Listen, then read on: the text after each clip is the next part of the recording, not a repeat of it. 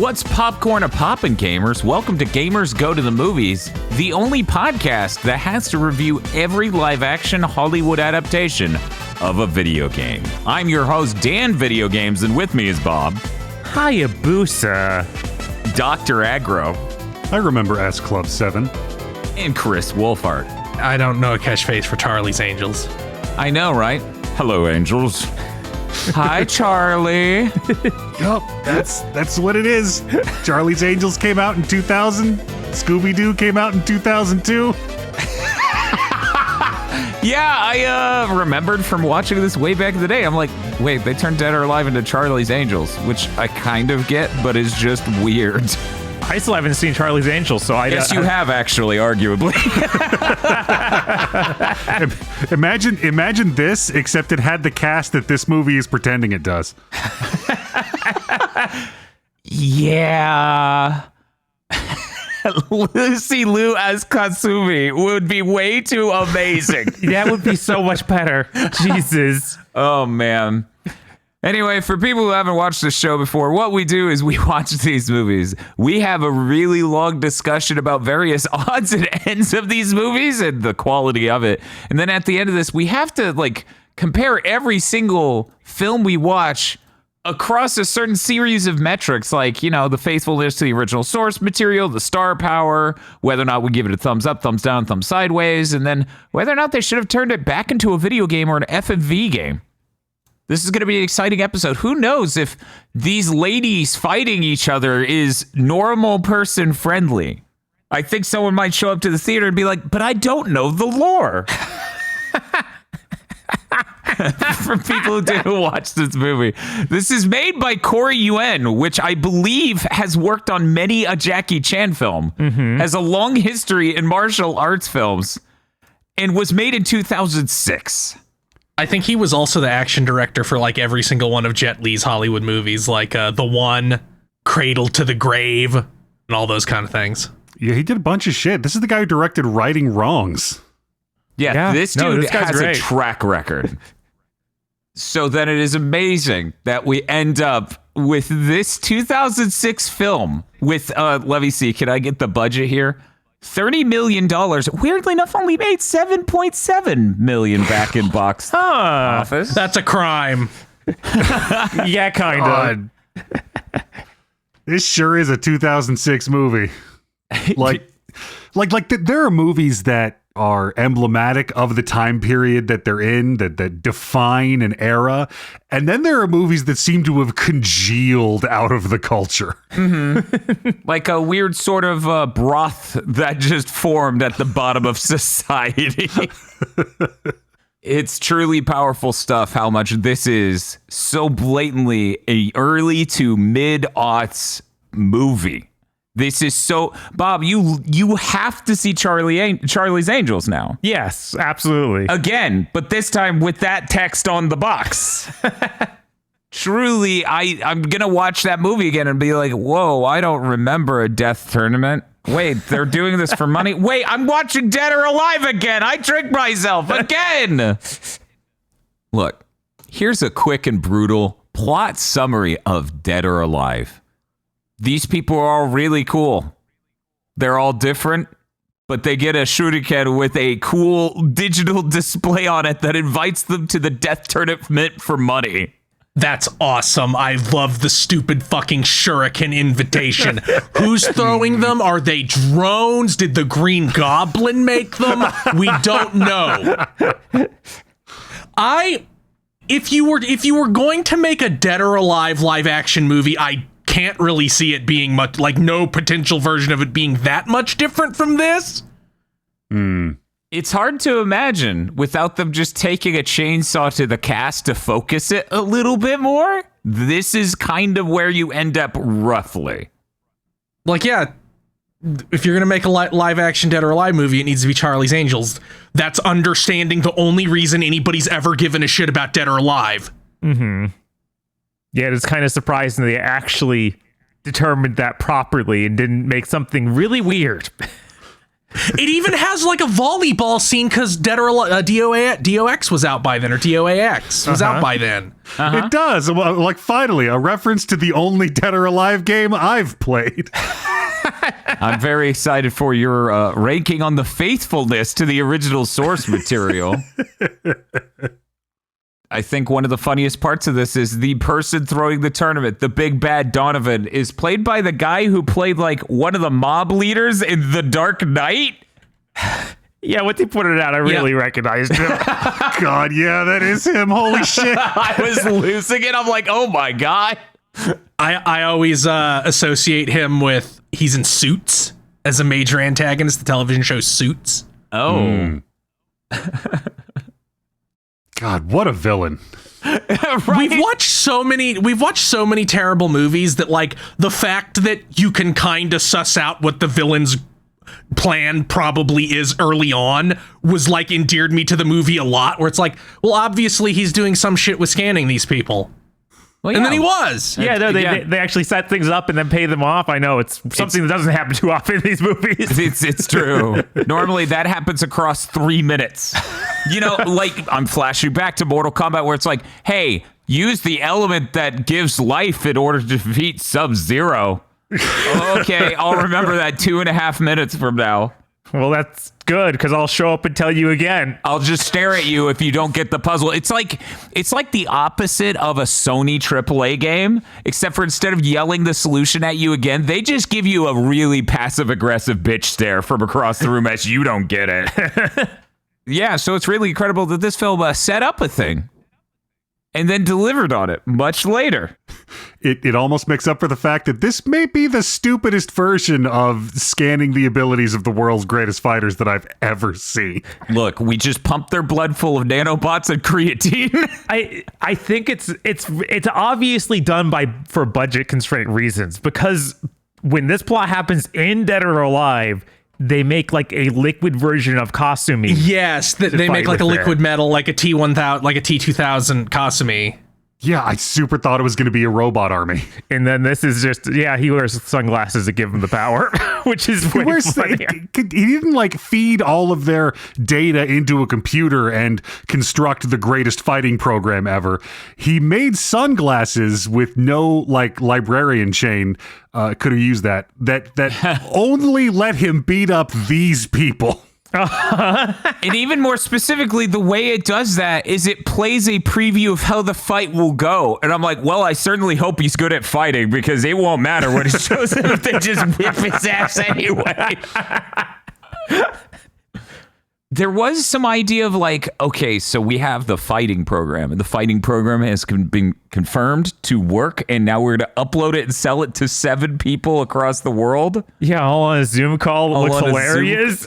You know, you say Zoom call, I can't remember if they even moved, because they did the same thing in every shot, the people on the other end. So I can't even remember if they were like, if it was footage. I think or if it was a still frame, because they just sat there. I think they were moving, but they did just sit there and like look back and forth slightly. My men, we are doing the most dangerous deal of our times. Are you not excited?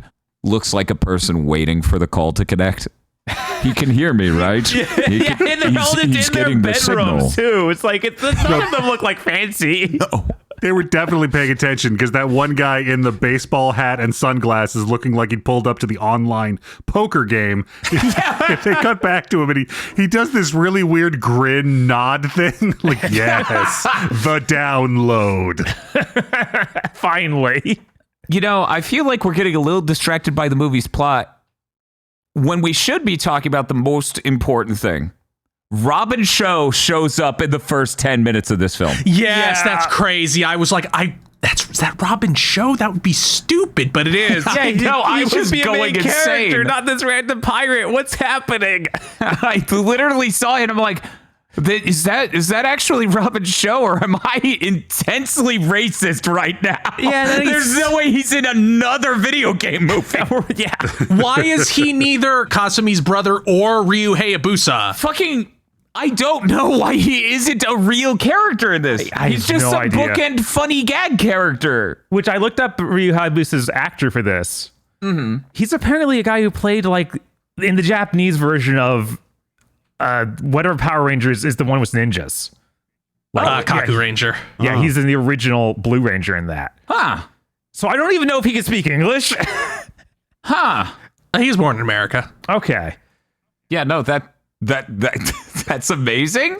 I figured there probably was a reason for most of the casting in this. But damn, Robin's show just feels wasted because he's delightful the whole time he's on fucking screen. Right. Yeah, he was a major competitor of in like Ninja Warrior also. So like his whole career is like doing ninja shit. Like every single movie he's ever in almost has ninja in the title. Yeah, I noticed that looking him up. We luckily never have to watch this movie, but he's Kazuya Mishima in Tekken 2. Tekken 2 might be better than 1. You know, Tekken 1 is so bad that statistically it is probable that other thing is better because it's not Tekken 1. Right, and apparently the guy who plays Kazuya can actually do martial arts. Crazy. This is a radical notion. That was something I didn't expect out of this whole movie, and then it started happening, and it was amazingly delightful. Yeah. No, I really like most of the cast in this, and the fight scenes are really fun and good and weirdly memorable. Like, for example, even the Goofy Armstrong fight, like, launches Kasumi up on top of the wheel, and she has to keep walking on the wheel, and I'm like, why are you doing that? Yeah, no, that was one of the best fights in here. And all the ones where they fight in the hotel and bust through walls are incredible. Yeah, getting Kevin Nash to be Tina's dad was a very correct decision. It's so funny, though, because the age gap is so obviously not, like... enough, but at least it didn't appear so to me. I'm like, there's probably like 10, 12, maybe, I don't know. Like 15, I think 15 or 16. Which is probably kind of accurate to the game, because... That's life on the road. Maybe. The part that kept distracting me is that Tina Armstrong is the wife from My Name is Earl. Yeah, I think she was one of the best actresses in here, though. Yeah, she was a highlight of the movie. And she got this because of My Name is Earl, because it started before. Oh. Also, the nerd who they made up for this movie. Mm-hmm. I don't know why they also made up like the heist guy. Max? I don't know why there were two. Yeah, Max. I don't know why there were two original guys in this. I guess they just wanted to have someone for Christy to play off of to make her seem less like just a crazy assassin. I don't know. I guess. And like no one else really associated with her enough to fully develop what her deal is without them adding a character. Right. The weird thing about him, well, I mean, there's two weird things about him to me. One is that he has like, he's got Ethan Hawke face real bad. And it always weirded me out when he opened his mouth and he didn't sound like Ethan Hawke. Two, he's Fujiko. What? Yeah, kind of. Oh my His God. function in this movie is Fujiko. Oh my God, you're right. Yes. That's really funny. But the nerd, I was like, I've seen this motherfucker. Who is he? Who is he? He's one of the major supporting characters in Reba, which my parents loved, so I've seen way too many episodes of Reba. I was going to say this thing that me and Dan noticed while watching it of like, this dude's clearly actually kind of shredded. Yeah, it's no. funny for them to be like, oh, I'm a little nerd, man. Oh, I'm just Yeah. a tweedly little nerd. Oh, don't beat me up. And then you see his IMDb fill out, and it's like, He was throwing serious porn parody vibes. Most of his roles are being like athletes. Like in the last movie he did, the movie he did before Dead or Alive, I think he was like a motocross athlete. And then I think in Reba he was explicitly like a college football player. So he like being jacked was kind of part of all of his character, and he's the nerd now. Yeah, we were all making jokes about like the Blue Ranger from Power Rangers. It's like, oh, it's me, a tweedly nerd. I'm definitely not fucking shredded. Jesus. Yeah, this movie's kind of wild. Mm-hmm. The Weatherby Helena thing is the weirdest thing I think it writes in. Because it doesn't have much of the movie to develop over it. No. He's kind of creeping. And then halfway through, they do the stammering nerd at a party thing. And then very shortly thereafter, they're like, we are now good friends. I asked myself, like, does this relationship make any sense? And I remembered she was probably raised on this island by a white guy with a braided rat tail who wears a silk kimono as pajamas and has an army of Asians. And I don't mean like an army of people who are Asian. I mean, he has an army of Asians. So you're saying her upbringing might have been a little weird? a little something. Okay. She's like, oh no, my father, he was doing what? I didn't even realize. How did you not? What? Do you think everyone's dad just works for a billionaire on an island doing weird research? I mean, I don't know why she wouldn't. You seem normal. You only know the culture you grow up in. So there's a lot of movies where you watch it and you go look up who directed it and realize, oh, this person has only made music videos. Until I learned who directed this movie, I thought, I'm going to look this up, and the person who directed this had only made flip phone commercials. You know, I get it. There's a lot of elements of that in here. This movie is shot exactly like a weird commercial. Yeah. Oh, man. That's one of my least favorite things about this movie is it cannot show you a broad shot of the location ever. So you're looking forward to a lot of really, really bad CGI combined with claustrophobic shots and green screening. Yeah, when they're in indoor environments, it's fine, but otherwise, not so much. Yeah, it's like if they're indoors or at the party. Yeah, I guess okay. if they could show the party. The party can be shown. It doesn't look like kind of a dinky little event for being this incredible party held by a billionaire on an island for fighting. Yeah, it's even worse when you directly contrast it against what was the name of that martial arts film that Mortal Kombat was so clearly based on, Game of Death or whatever. Oh, Enter the Dragon. Enter the Dragon. Oh yeah, Enter the Dragon. Where you see the ludicrously luxurious party they're having there with all this food that they immediately waste because they can.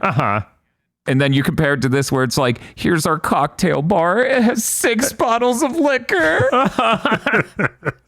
Personally, I loved the weird FMV fucking video game backgrounds they use sometimes. I'm like, wow, that looks like shit. I love it.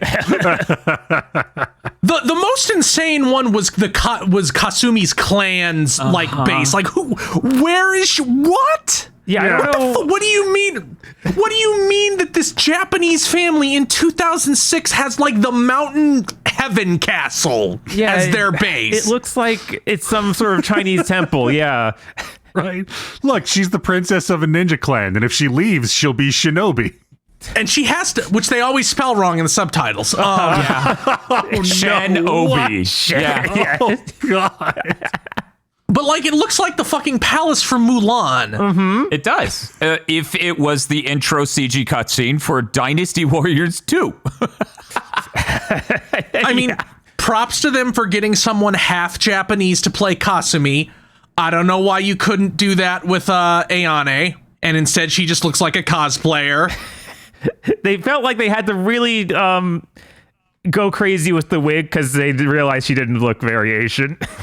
Look, the cosplay that you get the choice. Either you get how delivered the outfits are in this, or you get Tekken's. You look ridiculous. Right? Yeah. Like she busts in. I'm like, oh man, having your hair be the exact same color as your shirt is really something that only works in animation. It's great. Yeah, I feel like Kasumi is like the worst cast and probably the worst performing of the characters in this. Yeah. When I looked her up, it's like, oh, she is just the model. That explains why she's not good at fighting or speaking. Oh, is she a model? Mm-hmm. She was in several movies around this time. So Sin City, Too Fast, Too Furious. Yeah. Yes, but she is mainly a model. Yeah, And I was they going to definitely say chose the wrong kind of model for Kasumi. And never once did she emote. Yeah, I was going to say, honestly, I see music videos as her more recent stuff. So I was like, maybe there's something there. But okay, that makes sense. Yeah. Yeah, her acting's terrible. I genuinely think she's, like you said, the worst cast member of this entire film. Right, and it's kind of crazy because she's like kind of framed as the main character at the beginning, then it very quickly switches to Tina. And then Helena. It's weird how Tina's dad just got out. Yeah, it is weird. It's like, oh, you lost, and then he instantly flash stepped off the island saying nothing. That his like they open the tournament and that fucking dirtbag explains the rules of the tournament, and then none of those rules are ever followed at all. It's As the incredible. participants just start doing whatever the fuck they want. It's like, oh, you will have to fight. And then every time they're like, I'll do it later. The match is over when you knock out your opponent. Well, I fell in the water, so I give up.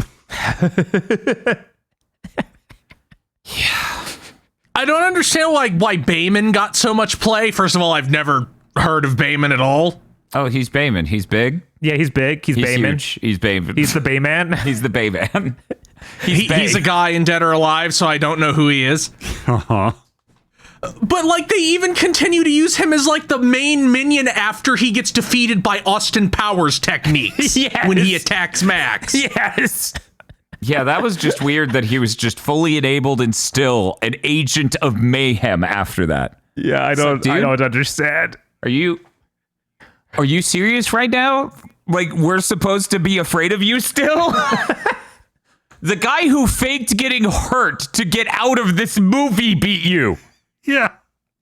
This might be the most low-stakes international fighting tournament I've ever seen in a film. True.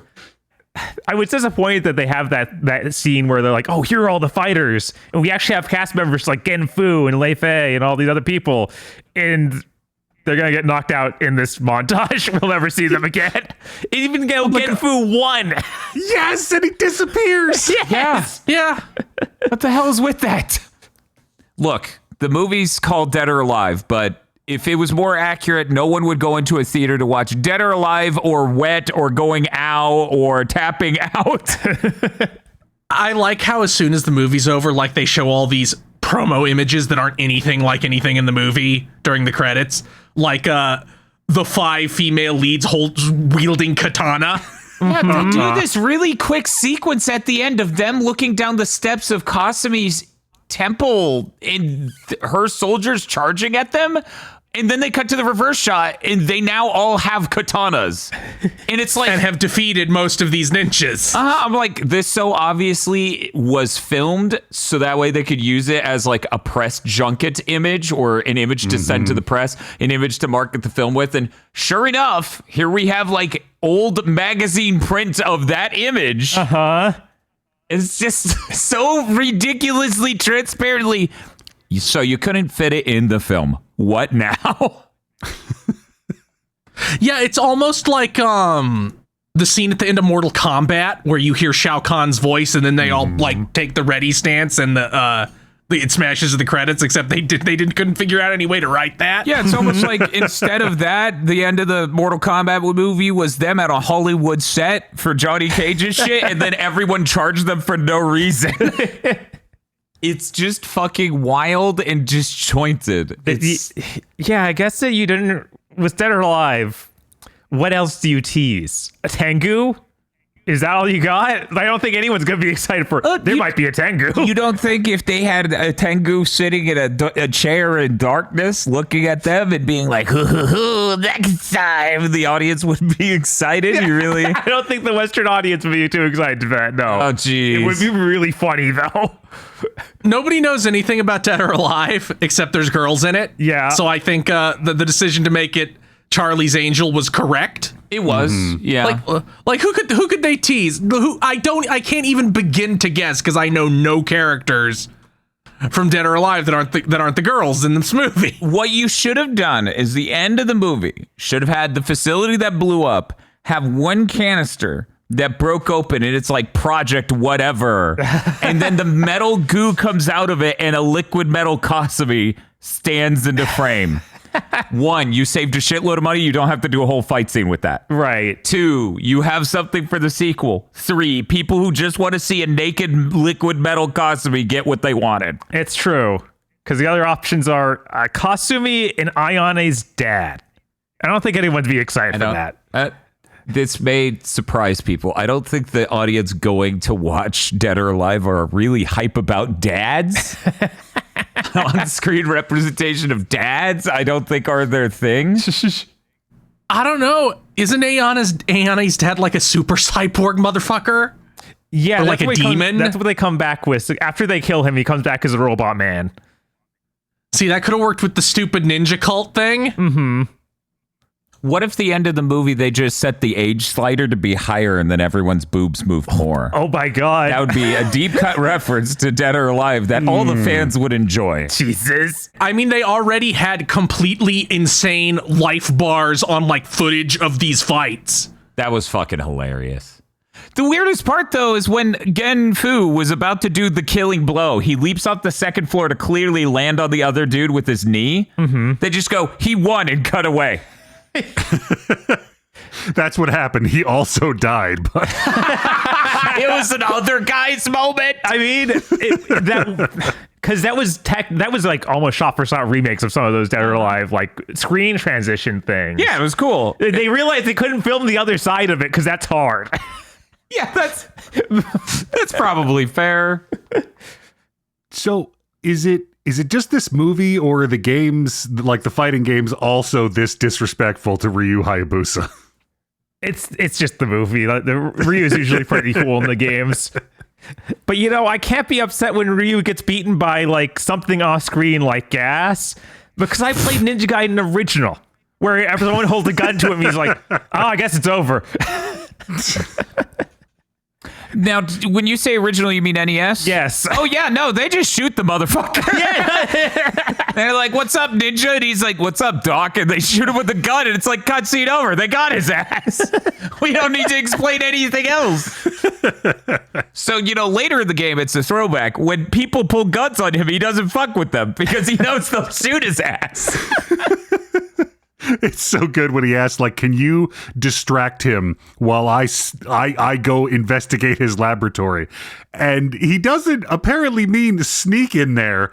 He means walk into the lobby and just start fighting guards. As shitloads of guards just keep pouring out. He's like, well, I guess I gotta beat up 500 motherfuckers. I mean, that's pretty accurate to how he acts in the Ninja Gaiden Xbox games. Uh-huh. It's like a good time to go ninja in there and kill everyone. Yeah, most of the time he's sneaking for maybe 15 seconds, and then everyone's just pouring out the door the moment he has to fight one guy. Yes. But yeah, he didn't have a sword here, so yeah, that sucks.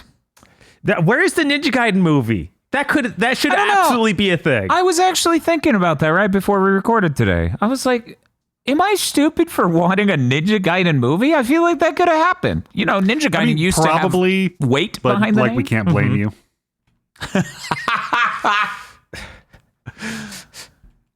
Yeah, I felt like there was a cachet to the name. People cared about Ninja Gaiden as a name around this era. Mm-hmm. And now, I mean, this year it's trying to make a comeback. Right. And It's got the two games. Successful. Maybe that'll make an impact. Get our Ninja Gaiden live action series. Oh, fuck off. Fucking series. It's all you can get made these days. Oh, I don't want to think about how that works. While we're here, though, I do want to complain that his outfit was not BDSM. Yeah, they had the one that was trying to be that, but did not have any of the budget for it. They're like, it's black and it has straps. And I'm like, that is not enough. Get the leather. That outfit's cool as hell. I don't care how sex club it looks. That outfit is fucking awesome. Yeah, it's iconic. But they did actually get an outfit that was kind of going for another. Like, there are outfits in this for many characters that do like directly model on game outfits, which is nice. Yeah, they definitely directly model like Ayane, Kasumi, and Ryu's outfits off real outfits they wear in the games, which is kind of crazy. It is kind of impressive. And normally when you get this sort of situation, the compromises are based on conservative not feeling confident in these outrageous designs, whereas here it's based on we have no money. Mm-hmm. Like none. Like fucking literally no money. It has nothing to do with anything else ever, in my opinion. It's all we have no money. And maybe we don't want to show Kasumi's actress's whole ass. Right. Which I disagree with. I think that's wrong. Why else did you hire a model? You know, I mean, that really, it wouldn't have fit in with the aesthetic. Like this movie is very horny in a way that you only get around this era. And that has a very specific set of aesthetics. They did even do shorts booty shot where they do the tracking shot across. Right, there was like the standoff moment that would be like a quick draw tournament in a cowboy movie, but it's just still showing their butt cheeks. It just hits a little bit different when someone's in booty shorts. Right. Just a little. No, it's true. I wonder which of these two movies, this and Charlie's Angels, is hornier. This one. Yeah, I was thinking it might be this one, but then, you know, the last time I watched the Charlie's Angels movie, it came out. So it's been a little while. When the hell was it? Literally 2000. Aggro, you ever watched the second one? They made a second one? Okay, thank you for your answer. Please look forward to our Charlie's Angels podcast series. We're going to watch the original series and review the game. God help me. God help me. That's the worst idea we've ever had. So one thing I realized in the middle of watching this is that despite it looking like a commercial for a cell phone plan that aired only in Japan, structurally, this movie is basically like a 90s anime OVA. Yes. No, I'll sign up for that. That's true. Yeah, no, it just looks weird. Everything else about this movie kind of whips an incredible amount of ass. Up to and especially Tina Armstrong. I got so depressed in the aftermath of this film because Tina Armstrong, this is how you used to write The American One. Yeah. Nobody does that anymore. Yeah. Now the American One just bombs churches. Mm-hmm. I think my favorite little insane thing is the fact that all the security in these movies are guys in sleeveless gi with like sticks. Not batons, just sticks. No guns. That'd be cheating. It's very Enter the Dragon. Yeah. It is.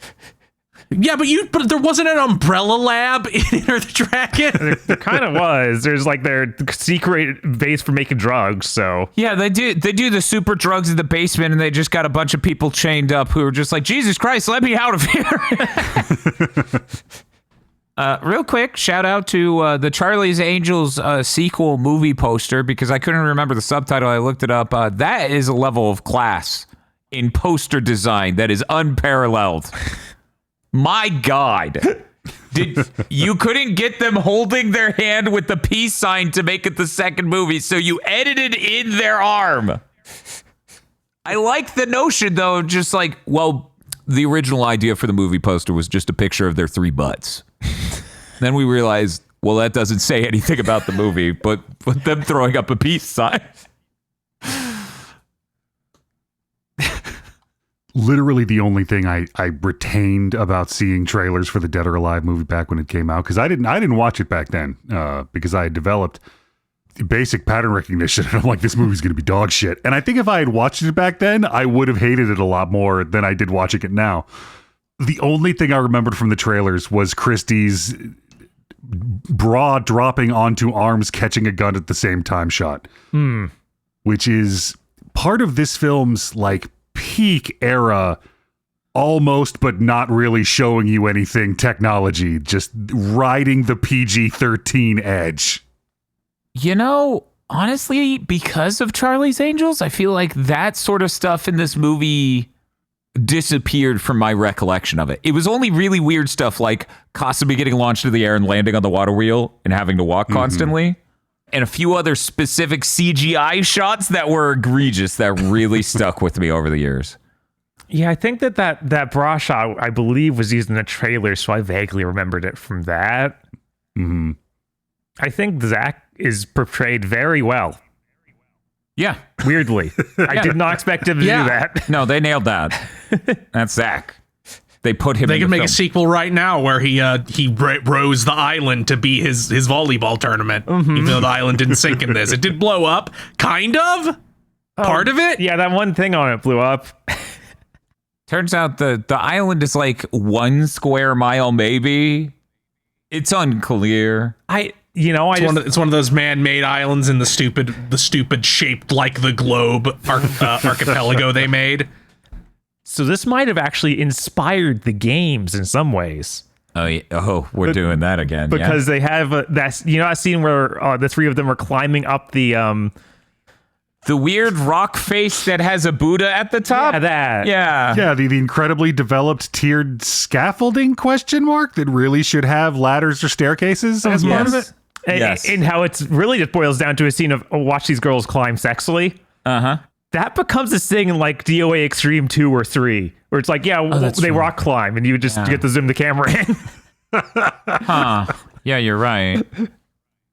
I'm noticing in the CG shot, just to bring it up again, the scaffolding is supposed to, it's structured almost like a temple. Aesthetically, it almost looks like a temple-like building. Mm-hmm. But when they show it for real, it's clearly a perfectly square scaffolding all the way straight down. Uh-huh. That's way easier to make. Yeah, no. It sure fucking is.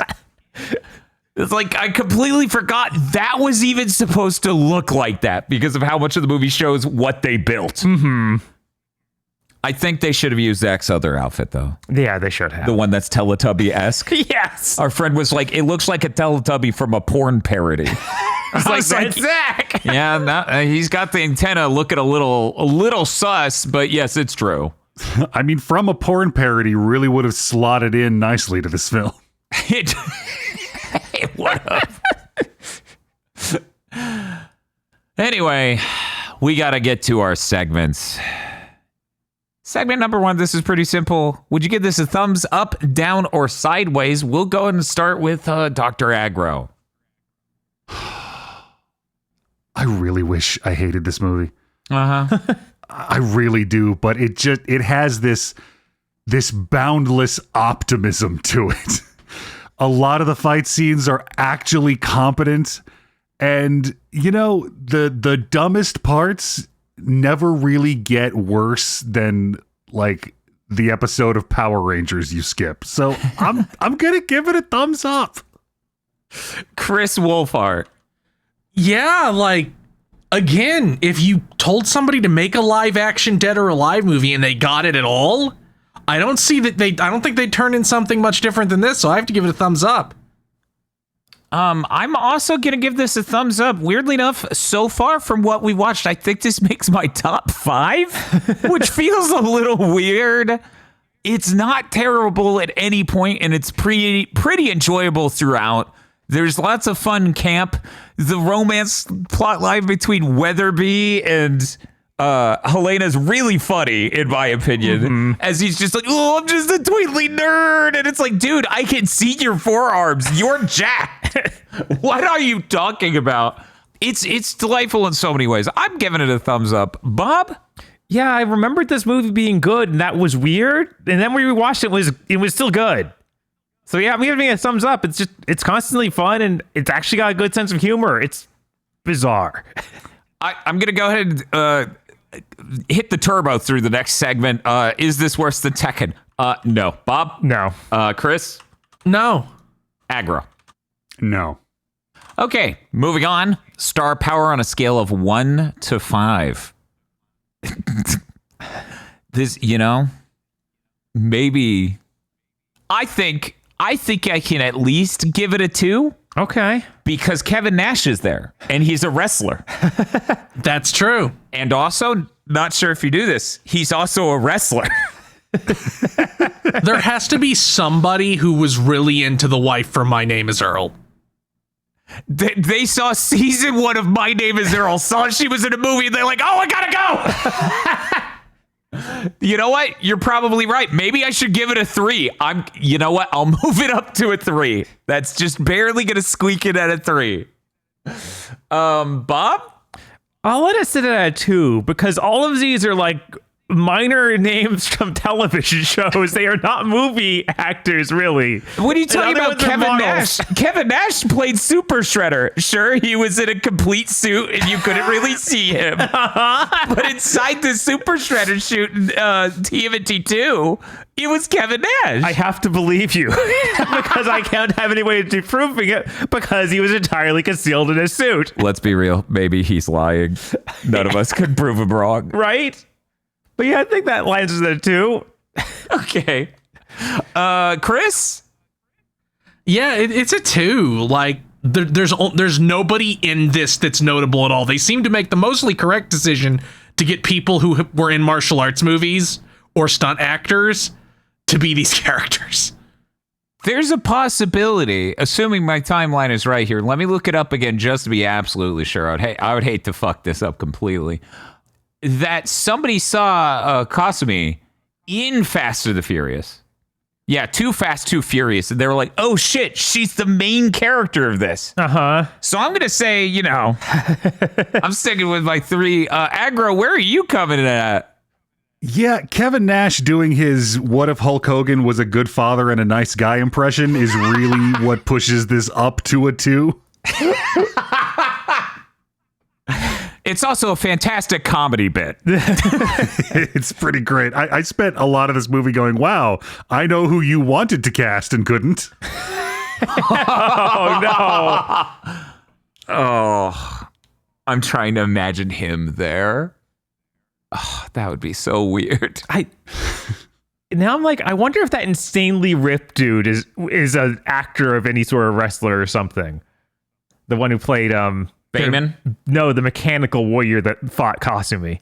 I can't even remember his name. Mechanical warrior that fought Kasumi. He's like super shredded. He's the one who knocked down walls and stuff. He was. Yeah, the big silver-haired guy. Oh, Leon? Yeah. Okay. Yeah, Leon. Yeah. I don't know. No picture on IMDb. Oh my god, they He probably is, just got a however- bodybuilder. He is, however, in Transporter 3. Oh, okay.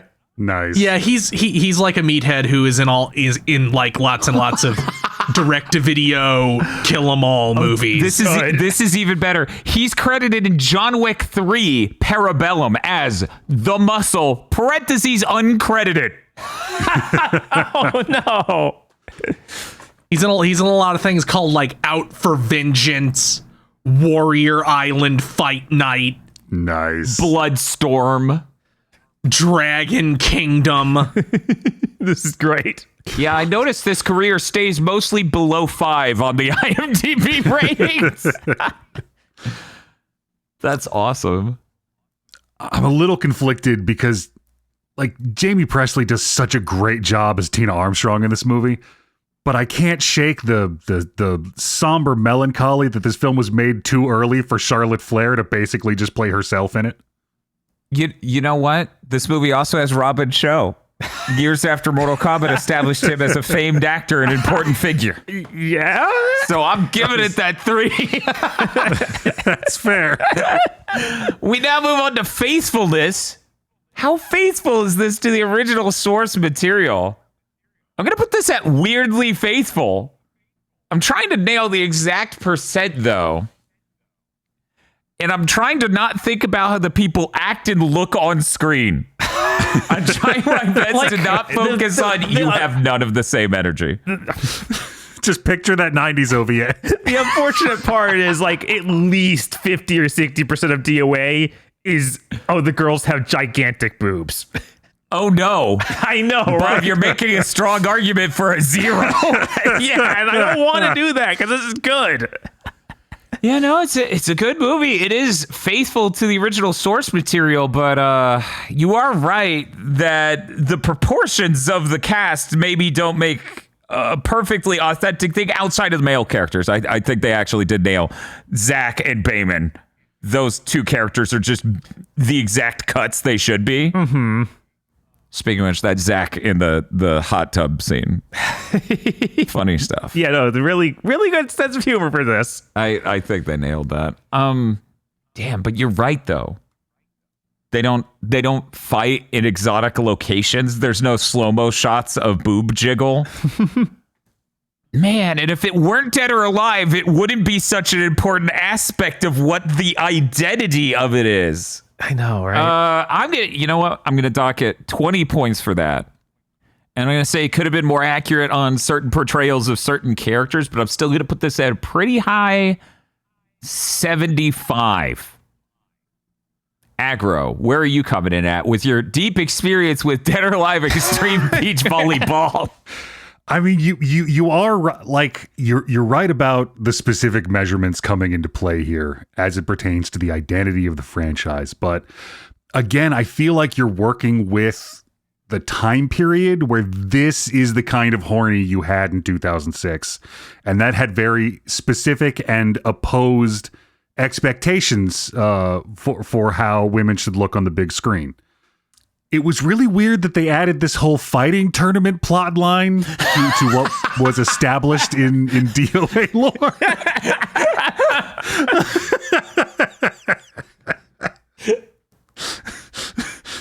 So based on that, I'm gonna have to bring it down to like a 60%. Okay, well that all checks out. Bob? Okay, I have to bring up something we haven't talked about yet. Okay. They got the relationship with Hayate and Ayane and all them totally wrong. They don't understand. No, he's a harem anime protagonist. He is a tenshi. He's not really wanting to get with any of these people. He at least has the excuse of, yeah, they're all his sisters. But yeah, no, instead they just go with, no, that like him and Ayane are actually an item. It's like, that's not right. He needs to be this weird harem protagonist in the middle of this series. So that and the other things we already mentioned, that brings it all the way down to 75. I know. Terrible. Chris, what do you think? I'm pretty sure if you put a gun to my head, it would be impossible for me to commit any Dead or Alive lore to memory. So they have characters that are from Dead or Alive. They mostly have the right hair colors. Kevin Nash is there playing a character that is roughly as large as Kevin Nash. So I'm going to give it a 70. Next up, is this a suitable substitute for the game? Can you watch this and be like, yeah, I know that game? We'll start with Bob. You know, you missed out on the boob jiggle. You do. But otherwise, I think you kind of get it. So I'll say yes. Chris. Yeah, probably. I'm going to say yes. Aggro? Yeah. I mean, speaking as someone with extensive experience of that one Dead or Alive game, yeah, this is pretty much the same thing. A lot more violent, though. Extensive experience. I see.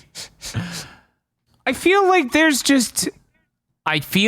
the Tengu and the liquid metal Kasumi and the exact outfit Kasumi wears are so integral to the Dead or Alive identity to me. Mm-hmm. I feel like you might make some mistakes about how gooner Dead or Alive fans are if you only watched this. I feel like you wouldn't quite get the culture of the Dead or Alive community if you only watched this movie. You'd be like, oh, these extreme games. Oh, wow. Wowie, wow. And as such, I'm going to have to say no. This is just barely not suitable as a substitute. They might get confused and think, well, maybe the game's more martial artsy. And it's like, they should have just taken, like Aggro saying, the entire tournament and violent arc out of this just to have it be a series of pervy shots for 1.5 hours. And then he would actually be closer to the games. And then it just, I don't know, the movie just ends. It just fades to black. Yeah, it says the end. Very classy. One last shot of a butt. Then we fade to black. We do the shot from Planet of the Apes, but the foreground is the butt. In the background is the Statue of Liberty. And then we pop up with the end. A Zach production. This is a weird question. Should this have been adapted back into a video game? I'm going to say fucking hell no. I don't think that sort of thing would add anything as they continue to cycle it over. I don't think there's enough here to make it delightfully different. Aggro, what do you think? Yeah, no, I don't think you're going to improve on the fighting game versions of Dead or Alive by drawing inspiration from this, and I don't think you're going to connect with the other kind of Dead or Alive game's core audience with this particular aesthetic. Bob. Yeah, it's hard to think of what you would gain from doing that, so you probably just shouldn't. Chris? Yeah, no, it's a bad idea. So now that we've all said this, how do we all feel about an FMV game? Is that doing anything for anyone? I don't think the fights in this lend themselves to popping up with a button on the screen and then you succeeding or failing. I'm going to put no, even though visually I think it really does look like an FMV game. Yeah. Bob? I think it really does, like you were saying, visually match that. And I think there are enough goofy scenes that would be fun to hit buttons during that it would come off as putting an episode of Power Rangers on Sega CD. So I think they should do it, yeah. Chris? Even though some of the backgrounds look like they're from an FMV game, no, they probably shouldn't. Aggro. Include a gallery mode and we'll sell a couple million copies. Jesus. Well, that brings us to our final category. Is this gamer movie normal person friendly? Yes, there's never been a more normal person friendly thing ever. It's just Charlie's Angels. This is a movie that was a blockbuster film 6 years prior, made on a budget. Mm-hmm. This is that. That is the definition of normal person friendly. This is normal person friendly. Chris? Yeah, like, this is very, very normal person friendly. I reading the negative reviews of this after I watched it was like, all these people are insane. Oh, I literally can't even imagine what they would be. It's like, did you watch this movie what did you go in thinking it would be? Wow. Okay. Bob? Yeah, it's just a sort of fun, like, action movie with hot ladies. I don't think that you would even have to know Dead or Alive is a video game. Like, that wouldn't even come to the equation here. So yeah, it's very normal person friendly. And aggro. I wanted so badly to say no, that it's too weird and specific of a thing. But then I pictured if I had gone to see this in the theaters with my mother in 2006, her experience of that opening scene of the Ninja Castle would have been, oh yeah, this is just like all that other shit you like. This is totally what it is. So yeah, that is who this is for. Well, there we go. We all learned a lot today. We've reviewed so many martial arts and action-y video game movies. I can't believe this is in my top 5. We need to watch more movies so it can get the hell out of there. We need more better movies than Dead or Alive to push it out. I don't know if 5 more better movies exist. Oh, no.